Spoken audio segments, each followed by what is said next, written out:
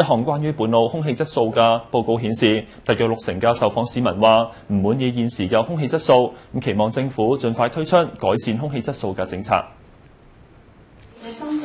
調查分別以2種形式進行，上年4月同5月，群力智庫中心自行喺本澳8個地點設臨時監測點，結果發現愛港碼頭巴士站附近同埋高士德檢測點都錄得偏高水平，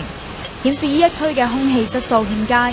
估計主要受機動車輛污染影響，建議政府加快控制車輛增長同埋淘汰高污染車輛。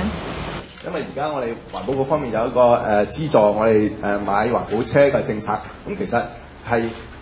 增加咗新車嘅數量，同時咧，但係又冇淘汰到一啲舊嘅車輛，咁變咗整體上嘅汽車數量其實不減反增嘅，變咗我哋個空氣質量可能就會更加嚴重嘅。另外，團體去年10月亦都以街頭隨機訪問形式進行調查，一共收回938份有效問卷。結果顯示，大概60%嘅受訪市民話唔滿意而家嘅空氣質素，有超過63%嘅受訪者話空氣污染已經對健康有影響，接近80%嘅受訪者希望政府盡快推出提高空氣質素嘅政策。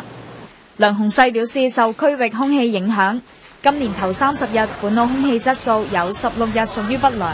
佢建議政府喺空氣污染嚴重嘅日子發出預警。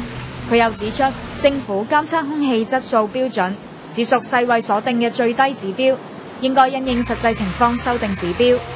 澳門電視台記者陳玲報道。